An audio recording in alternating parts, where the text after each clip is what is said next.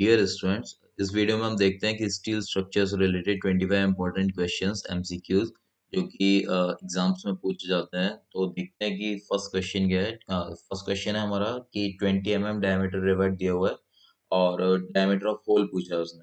तो as per IS 800 2007 हमारे को पता है, अगर डायमीटर ऑफ रिवेट 25 mm से कम है या उसके बराबर है तो डायमीटर ऑफ होल निकालने के लिए हम उसमें 1.5 ऐड कर देते हैं। अगर 25 mm से ज़्यादा रिवेट दिया हुआ है तो उसमें हम डायमीटर में 2 ऐड कर देते हैं। ओके, तो यहाँ पे हमारा 25 mm से कम है तो डायमीटर ऑफ होल क्या हो जाएगा 21.5। Okay, 20 plus 1.5 is 21.5। Okay, so next question. इसमें क्वेश्चन पूछा है मिनिमम साइज ऑफ वेल्ड पूछा है for connecting to plates of 5 mm and 6 mm shall be. Okay, तो मिनिमम साइज ऑफ वेल्ड पूछा है तो एज पर IS 800 2007 अगेन हमारे को पता है कि थिकनेस ऑफ थिकर नंबर और थिकर मेंबर और मिनिमम साइज डिपेंड करता है हमारा। अगर 0 to 10 mm का हमारा प्लेट है तो मिनिमम साइज 3 mm यूज करते हैं हम। तो यहाँ पे हम देख सकते हैं कि जो हमारा थिकर पार्ट है वो है 6 mm। ओके, तो 6 mm मतलब थिकर पार्ट है तो उसमें मिनिमम साइज कितना हो जाएगा 3 mm हो जाएगा। ठीक है, सिमिलरली हमारे पास एक और टेबल है कि 10 से 20 mm तक होता है तो मिनिमम साइज होता है हमारा 5 mm। और अगेन हमारा अगर 20 to 32 mm का होता है, अगर कोई प्लेट दी हुई होती है तो हमारा मिनिमम साइज 6 mm का लेते हैं। और अगेन 30 to 50 mm का होता है तो 8 to 10 mm minimum size of weld लेते हैं। ओके, तो एज पर योर कंडीशंस हमारे को मिनिमम साइज ऑफ वेल्ड जो भी दिया होगा थिकर पार्ट हम देखते हैं, कंसीडर करते हैं। जैसे 5 mm 6 mm है, 6 mm हमारा थिकर पार्ट है तो अगर मिनिमम साइज ऑफ वेल्ड पूछा है इसने तो ये मुझे पता है कि 0 से 10 mm के अंदर आ रहा है तो मेरा मिनिमम साइज कितना होगा 3 mm। Okay, so the option A 3 mm is correct. Question is shear buckling of web in a plate girder is prevented by using vertical intermediate stiffener. Okay, this is important question. This is really asked in every examination. So shear buckling of web in plate girder is prevented by using vertical intermediate stiffener. Okay, so if we provide vertical intermediate stiffener in a plate girder, then shear buckling of web is prevented. Okay, so keep in mind. Next question is static method of plastic analysis satisfies our equilibrium and plastic movement conditions. Okay, so basically static method of plastic analysis, दो हमारे methods हैं हमारे पास plastic analysis में, एक static method है, एक kinematic method है।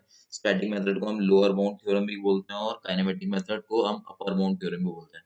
तो स्टैटिक मेथड हमारा जो होता है उसमें क्या करते हैं, हमारा अगर कोई फ्रेम है उसमें अगर उसमें टोटल डब्ल्यू लोडिंग अगर दे रखी है तो वो हमारा क्या होता है कि कोलैप्स लोड से हमारी वैल्यू हमेशा कम होती है। तो मतलब total load on the frame should be less than और equal to or collapse load. So W is less than or equal to WU. Okay, so this is your statical method and kinematic method, that is your upper bound method. उसमें हम क्या करते हैं कि जो W होता है वो greater than होता है equal to the WU के। okay, तो स्टैटिक मेथड जो कि लोअर बाउंड थ्योरम है वो सेटिस्फाई करता है हमारा इक्विलिब्रियम कंडीशंस को और यील्ड कंडीशंस को सेटिस्फाई करता है। एक और क्वेश्चन यहाँ से बन जाता है स्टैटिक मेथड सेटिस्फाइज इक्विलिब्रियम और yield conditions. Okay, so plastic movement condition option B is correct.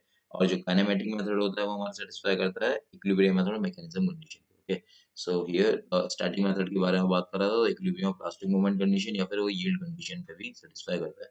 Next question की ओर चलते हैं। Which of the following section have large shape factor. Okay, so rectangle का हमारे को पता है 1.5 होता है, आई सेक्शन का 1.1 से 1.2 होता है depending on the major axis, and solid circular section का वी नो 1.7 होता है, डायमंड का 2 होता है। ओके, तो हमारे को पता है शेप फैक्टर हम कैलकुलेट कर लेते हैं, डायमंड के लिए मैक्सिमम आता है। और पता है आपको कि शेप फैक्टर कैसे कैलकुलेट करते हैं। ओके, जेड पे अपन जेड पे। ओके, सो नेक्स्ट क्वेश्चन की ओर चलते हैं।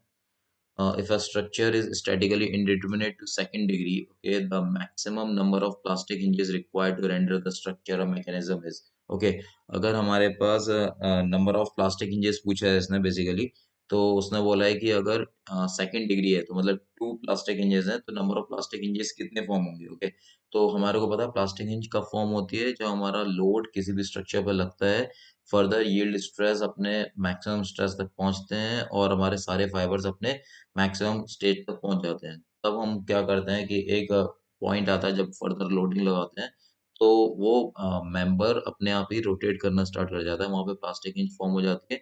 तो वहां पे पूछ रहा है कि टू सेकेंड डिग्री का आपको स्ट्रक्चर इंडिविजुअल स्ट्रक्चर दिया हुआ है तो नंबर ऑफ प्लास्टिक इंचेस जब भी निकालना है आपको तो आप क्या कर देंगे, नंबर ऑफ प्लास्टिक इंच निकालने के लिए जितना डिग्री दिया होगा +1 कर देंगे। तो आई की वैल्यू है 2, that is second degree is 2 plus 1 is 3, so it is answer is 3। Okay.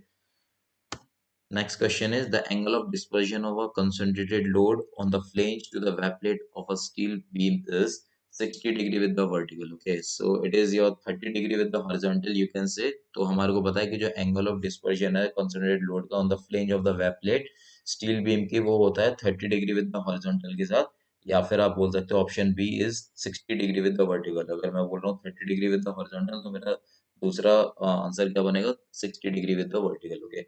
So you have to keep in mind that the angle of dispersion on a concentrated load on the flange of the web plate of a steel beam is 60 degree with the vertical. Okay. So plate girder के काफी questions पूछते हैं exam में जैसे हमने देखा.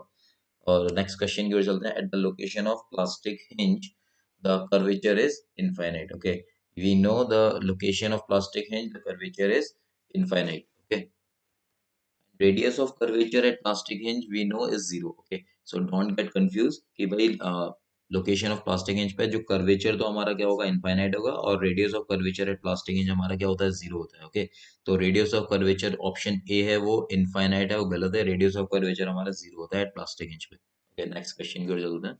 The size of rivet is expressed by the diameter of the shank. We know this is very important question. This is really this is asked in your examinations like the length of shank, the diameter of shank, or type of head, all of the.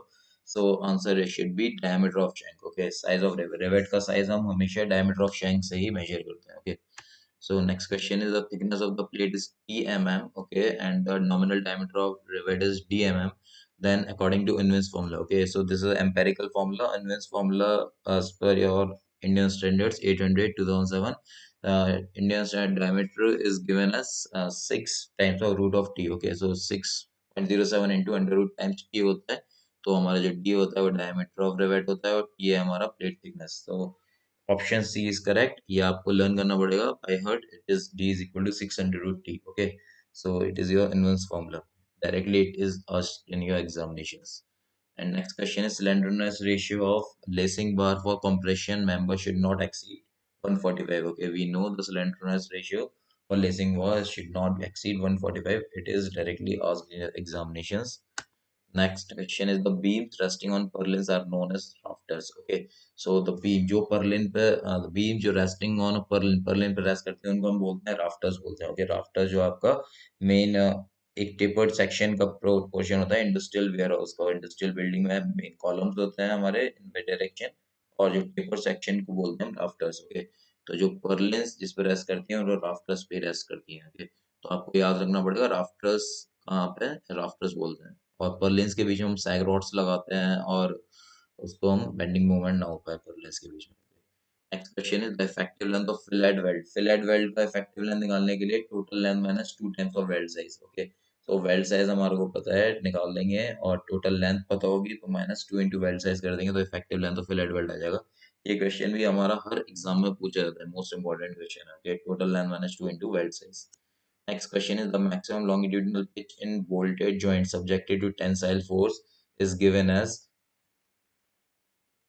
16T. Okay, तो हमारे को पता है कि maximum longitudinal pitch tension में 16T होती है या फिर 200 mm होती है जो कि लेस होती है. जिनमें से जो दो वैल्यू में से कम होगा 16T या फिर 200 mm से जो भी लेसर वैल्यू होगी वो होगा टेंशन फोर्स के लिए. और कॉम्प्रेशन के लिए ये वैल्यू क्या हो जाती है 12T और 200 mm whichever is less. Okay, so you have to keep in mind the tension force के लिए हमारा 16T होता है और 200 mm होता है जो कि कम होती है जिसमें दो वैल्यू. और कंप्रेशन की अगर बात करते हैं तो वो होता है 12T और 200 mm whichever is less. Okay, so next question देखते हैं. The effective throat thickness of a fillet well depends upon the angle between the fusion faces. Okay, this is directly asked in examination कि effective throat thickness of fillet well depends upon angle between fusion faces. Okay, तो ये आपको पता होना चाहिए. Next is your gantry girders are designed to resist. This is important question, that is lateral, longitudinal and vertical loads. Gantry girder जो भी industrial building में हम लगाते हैं वो लेटरल लोड भी रेजिस्ट करता है, लॉन्गिट्यूडिनल लोड भी रेजिस्ट करता है और वर्टिकल लोड्स भी रेजिस्ट करता है. ओके, गैंट्री गर्डर पे हम रेल्स रखते हैं वहां पे हमारा वर्टिकल लोड्स को भी कैरी करता है. ओके, तो lateral, longitudinal, vertical loads. Okay, so option D is correct. Next question is intermediate vertical stiffness in plate girder needs to be provided if the depth of web exceeds 85 TW. मतलब अगर D upon TW का ratio अगर 85 से कम होता है तो no stiffener is required. Okay, we know कि कोई भी वर्टिकल और कोई भी हॉरिजॉन्टल स्टिफनर रिक्वायर्ड नहीं होता अगर D upon T W, okay, ratio 85 से कम होता है, ओके। बट यहाँ पे बोल रहा है कि डी अपॉन टी डब्ल्यू का रेशियो 85 से ज़्यादा है, ओके, इट मीन्स हमारे को वर्टिकल स्टिफनर्स की रिक्वायरमेंट होगा। तो अगर डी अपॉन टी डब्ल्यू का रेशियो 85 से 200 के बीच में होता है तो वर्टिकल स्टिफनेस रिक्वायर्ड होते हैं, ओके। और हमारे को पता है कि अगर डी अपॉन टी डब्ल्यू का जो रेशियो होता है वो 200 और 250 के बीच में होता है तो वर्टिकल स्टिफनेस के साथ साथ एक हॉरिजॉन्टल स्टिफनेस भी रिक्वायर्ड होता है from the compression flange 2/5 of the compression flange from the neutral axis, okay. तो यहाँ पे हमारा जो आंसर होगा वो है D upon T W ratio जो है 85 से ज्यादा है, ओके। तो वर्टिकल स्टिफनर रिक्वायर्ड होगा। 85 से कम होता है तो कोई भी स्टिफनर, नो स्टिफनर से required, other it is vertical और अदर इट इज हॉरिजॉन्टल। तो आपको ध्यान रखना है कि जो रेशियो है T W, thickness of web, और डी अपॉन टी डब्ल्यू का रेशियो 85 से कम है तो कोई भी स्टिफनर रिक्वायर्ड नहीं होगा। डी अपॉन टी डब्ल्यू का रेशियो 85 से 200 के बीच में है तो वर्टिकल स्टिफनर रिक्वायर्ड होंगे, और डी अपॉन टी डब्ल्यू का रेशियो 200 से 250 के बीच में होगा तो वर्टिकल स्टिफनर के साथ साथ हमारे को हॉरिजॉन्टल स्टिफनर भी प्रोवाइड करना पड़ेगा। नेक्स्ट क्वेश्चन की ओर चलते हैं। Lug angles, it is important question, it is directly asked in every competitive exams, that is lug angles are used to reduce the length of the joint, okay. कि length of joint को reduce करने के काम आता है lug angles, okay.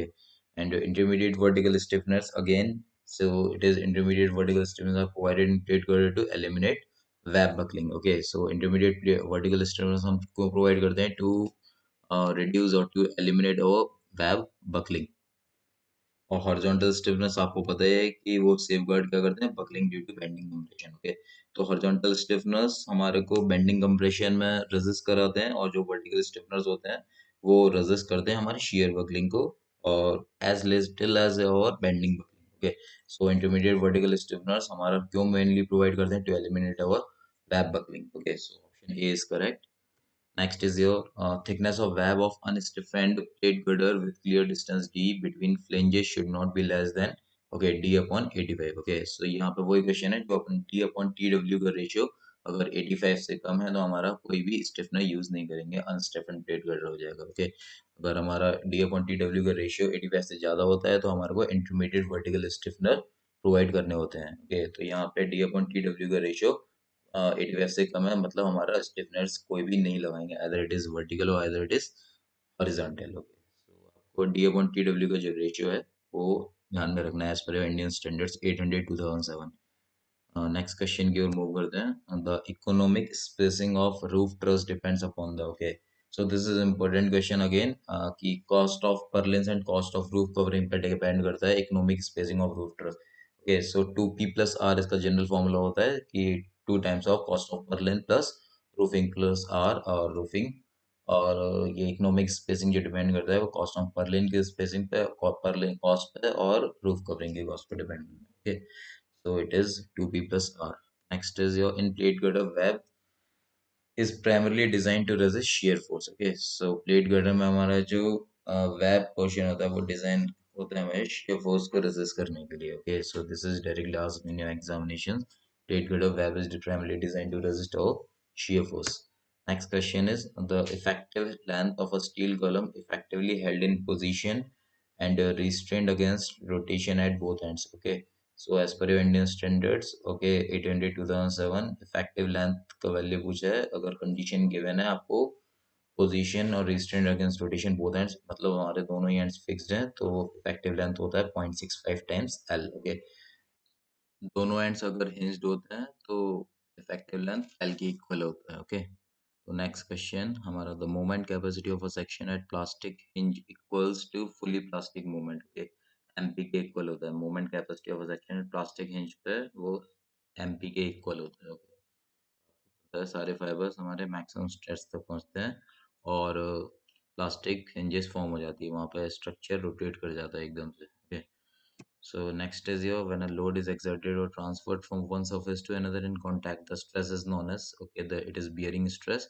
जब भी load act करता है किसी भी ट्रांसफर होता है सरफेस टू सरफेस तो स्ट्रेस को हम बोलते हैं bearing stress, not direct stress, okay. So don't get confused here.